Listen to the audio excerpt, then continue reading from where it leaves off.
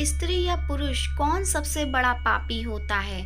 तोता मैना की कहानी से जानते हैं। मित्रों, दुनिया में सभी लोग हर रोज कोई ना कोई पाप करते ही हैं, लेकिन वह स्वयं कभी ये नहीं सोचते कि वो पाप ही है। ऐसे में सवाल उठता है कि आखिर इस संसार में सबसे बड़ा पापी कौन है? एक बार की बात है, किसी देश में एक राजा राज करते थे।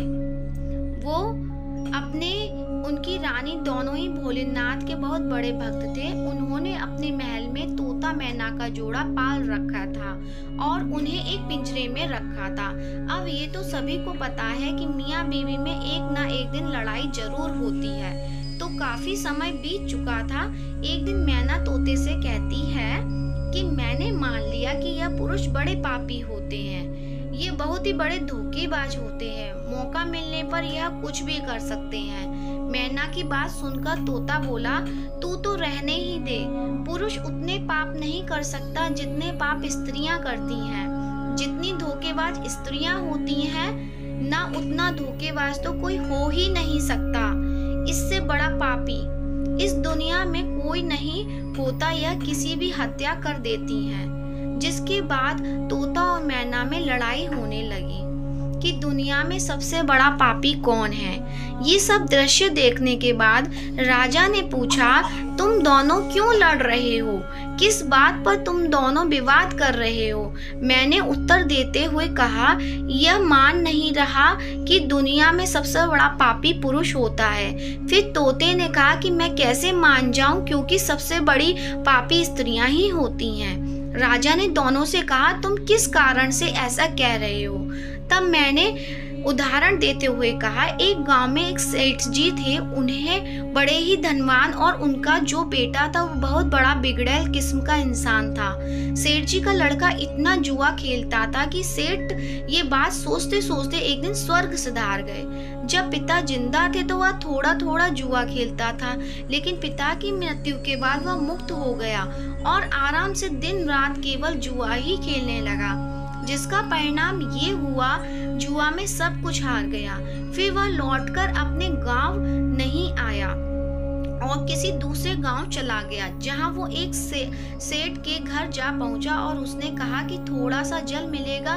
जब सेठ ने उससे पूछा कि तुम कहां से आए हो, क्या करते हो, जिसके उत्तर में लड़के ने कहा, मैं व्यापारी हूँ और जहाज में जा रहा था। व्यापार करने में मेरा सामान समुद्र में डूब गया और आप मेरी कुछ मदद कर देते तो अच्छा होता। सेठ ने लड़के की बात सुनी और फिर उनकी बातों के जाल में फंस गए और कहने लगे कि बेटा, तुम दिखने में ठीक ठाक हो और कमा भी लेते हो, तो क्या मेरी बेटी से शादी करोगे?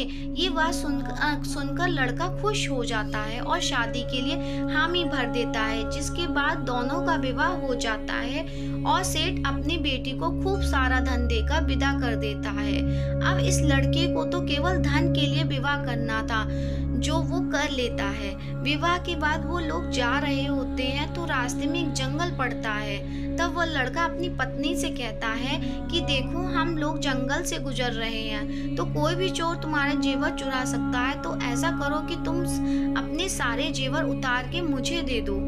अब उसकी पत्नी ने उस पर भरोसा करके अपने सारे जेवर अपने पति को दे दिए। देती भी कैसे नहीं, क्योंकि वो उसका पति था। जिसके बाद उस लड़के ने अपनी पत्नी के जेवर एक कपड़े में रखकर अपनी कमर में बांध लिए। फिर वह सभी एक जगह आराम करने के लिए रुके। तब उस लालची लड़के के साथ आई दासी को उसने मार डाला और अपनी पत्नी को कुएं में गिरा दिया कि वह उसमें डूबने से मर जाएगी, और वो वहां से चला गया। किंतु उसकी पत्नी मरी नहीं और कुएं से बाहर निकलने के लिए आवाज लगाती रही। कुएं के पास से एक आदमी गुजर रहा था। तब उसने किसी महिला की आवाज सुनी, तो उस व्यक्ति ने उस महिला को कुएं से जैसे तैसे करके बाहर निकाला। कुएं से बाहर निकालने के बाद महिला ने अपनी सारी जानकारी उस व्यक्ति को दी, जिस पर उस व्यक्ति ने महिला को उसके पिता के घर पहुंचा दिया। घर पहुंचने के बाद महिला के पिता यानी सेठ जी ने पूछा, क्या हुआ तुम्हारे साथ? अब क्योंकि वह स्त्री पतिव्रता थी, इसलिए उसने अपने पिता से झूठ कहा और बोली, पिताजी, जंगल में कुछ चोरों ने हम पर हमला कर दिया था और दासी को मार दिया, मुझे कुएं में धकेल दिया और पति का सब का कुछ नहीं पता। बेटी की बातें सुनकर सेठ जी बोले, चलो कोई बात नहीं, भगवान सब सही कर देंगे। कुछ समय बाद लड़का दोबारा अपने ससुराल पहुंचा और सोचा कि सेठ जी से कहेगा कि आप नाना बनने वाले हैं और इसके बदले में खूब सारा धन मिल जाएगा। लेकिन वह जैसे ही अपने ससुराल पहुंचा, उसकी मुलाकात उसकी पत्नी से हुई, जिस पर उसकी पत्नी ने उससे कहा, मैंने पिताजी को ये सारी बातें बताई हैं, तो आप भी यही बताना। वो कहते हैं, ना आदत वालों की आदत नहीं जाती। उसने देखा कि उसकी पत्नी ने बहुत सारे जेवर पहन रखे हैं, तो उस लड़के ने अपनी पत्नी से कहा, तुम सो जाओ, सुबह मैं तुम्हें अपने साथ लेकर जाऊंगा। रात हुई और उसने अपनी पत्नी का चाकू से कत्ल कर दिया तथा सारे जेवर लेकर चला गया। राजा को ये सब कहानी बताने के बाद मैना ने कहा कि इसलिए मैं बोलती थी कि पुरुष दुनिया का सबसे बड़ा पापी इंसान है। उसने अपनी पत्नी को मारा और सारा सामान लेकर चला गया। मैना की ये बातें सुनकर तोते ने भी राजा को एक कहानी सुनाई, जिसमें उसने स्त्री के चरित्र को लेकर बात की थी।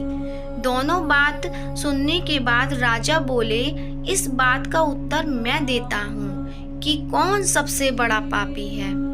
राजा आगे बताते कि जिस इंसान की सोच उसके स्तर से नीचे गिर जाती है, वह इंसान पापी होता है, फिर वो भला पुरुष हो या स्त्री।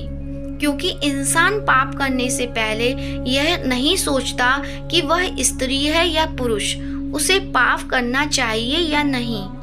तो मित्रों, आपने जाना कि इस दुनिया का सबसे बड़ा पापी कौन है।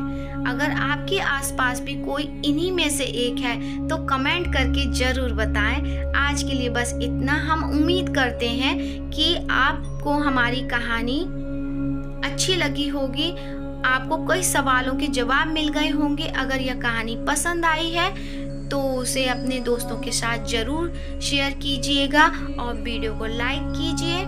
और अगर आप मेरे चैनल पे नए हैं तो चैनल को सब्सक्राइब कीजिए। धन्यवाद।